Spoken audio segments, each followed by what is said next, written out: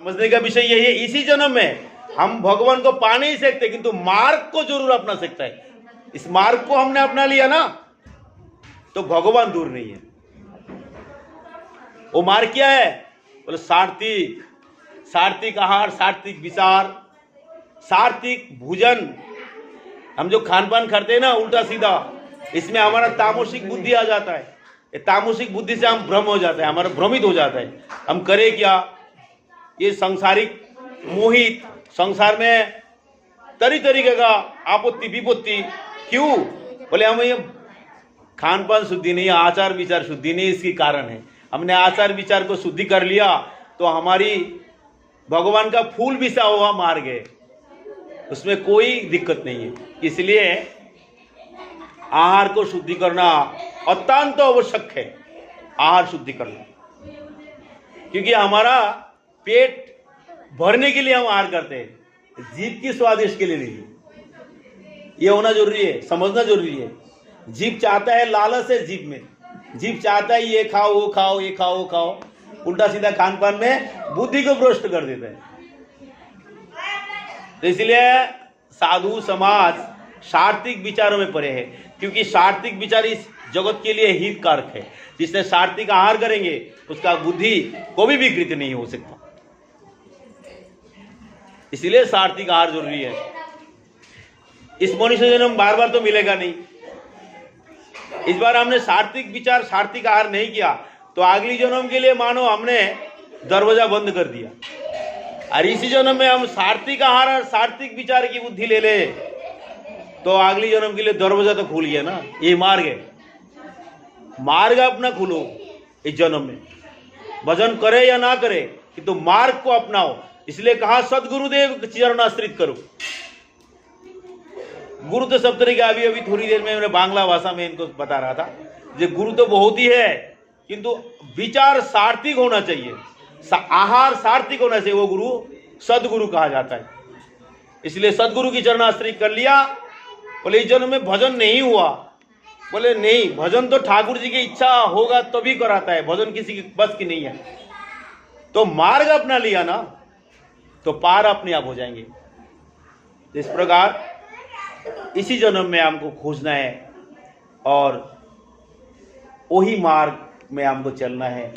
ये अत्यंत आवश्यक है।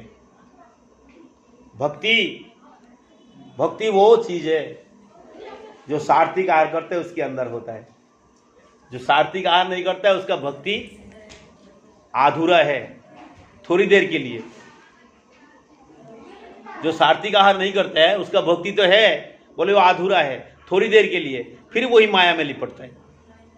कहाँ पता लगता है? जैसे कई सत्संग में कई हरि कथा सुने तो उनका मन में लगता है, चूट पहुंचता है, वो भक्ति है, वो भी भक्ति है, किंतु वो भक्ति निरंतर नहीं रहता, क्योंकि आहार विहार ठीक नहीं है। इसलिए वो भक्ति निरंतर नहीं रहते हैं। वो थोड़ी देर में संगत प्रभाव से बदल जाते हैं, थोड़ी ही देर में किसी का संगत हो गया, संगत प्रभाव में बदल जाते हैं। इसीलिए का संत संग करो। आज संत संग में ये ज्ञान मिल जाता है हमें, क्या खाना चाहिए क्या नहीं खाना चाहिए। सबसे बड़ा जीवन की लक्ष्य है, क्या खाना चाहिए और क्या नहीं खाना चाहिए, जीवन की सबसे बड़ा लक्ष्य है। मनुष्य जन्म तो मिल गया, सौभाग्य तो हमने किए है भारत भूमि में। अभी ये कलियुग में सब रास्ता हमारी सही है, किंतु हमने खान पान के लिए हमने गलत दिशा चुन लिया। और इस गलत दिशा के कारण हमें क्या होगा?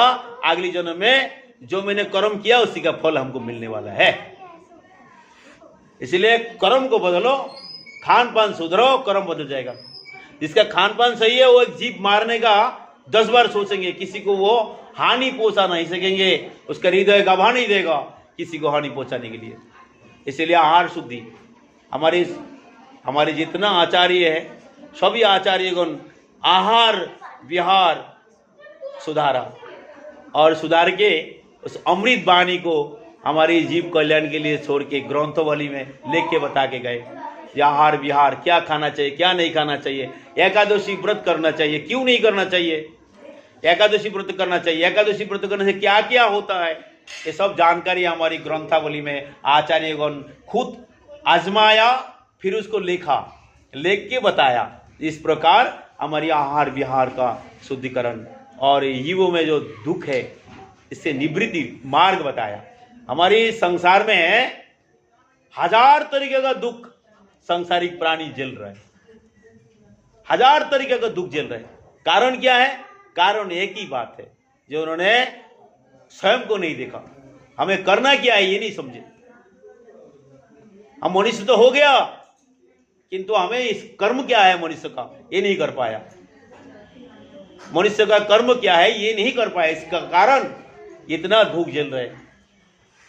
हर एक प्राणी को पूछा जाए तो उसकी दुख कोई एक के एक बड़ा, किसी का कम नहीं है। उसका बड़ा, उससे उसका बड़ा, किसी का कम नहीं है संसार में दुख। जब वह आहार विहार शुद्धि कर लेंगे तो मन में वैराग उत्पत्ति होगा, ज्ञान उदय होगा और समझेगा हमने पूर्व जन्म की प्रारब्ध भोग रहे हो। दुख किस बात की है? बोले पूर्व जन्म का प्रारब्ध ही दुख है। हमने जैसा कर्म किया वैसा फल मिल रहा है, तो शांति आ जाएगा मन में। प्रभु इस बार हमें भूख दे दो, हम झेल लेंगे और प्रभु से निवेदन करेंगे, हे प्रभु हमें दुख झेलने का सामर्थ्य दो। क्योंकि कर्म फल तो है, और दुख हमने किसी ने हमको नहीं दिया, वो हमारी कर्म का ही फल है। तो इसलिए वो समझ जाएगा और ठाकुर जी से कहेंगे इस बार हम दुख झेल लेंगे, अगली बार तो मुक्त हो जाएंगे ना। इस प्रकार मन में शांति आ जाएगा। इसीलिए दुख बड़े नहीं है, चिंतन बड़े है। माता कुंती देवी, शॉर्टकट बताता हूं, माता कुंती देवी का दुख कितना दुख था। ये तो सभी महाभारत की कहानी सुने कि 4 पुत्र है, 5 पुत्र है, उधर उनकी विपरीत दिशा में 100 पुत्र हैं। और ये 100 पुत्र निरंतर 5 पुत्रों को मारने का लाख प्रयास आजमाया। और कुंती देवी ने कहा, हे प्रभु मेरा तो कोई नहीं है, 100 पुत्र है, हमको तो मारने में उसको 1 मिनट भी नहीं लगे।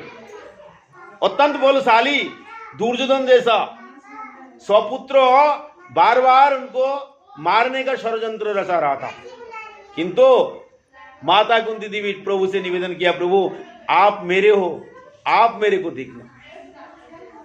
तो ऐसा भगवान है जो भगवान से हम कहेंगे, हे प्रभु मेरे को इस दुनिया में कोई है नहीं तुम्हारे अलावा। तो ये बुद्धि कब आएगा? जब हमारा सात्विक विचार आएगा अंदर, तो भी हो सकता है। ये सांसारिक प्राणियों में समझते तो है पर देर बहुत हो जाता है। कैसे समझता है? जब संसार में दुख के रहा नहीं जाता, कोई साथ नहीं दे रहा है, तो समझ में आ जाता है जो मेरा कोई है नहीं। जब जाके देर बहुत कर लेते।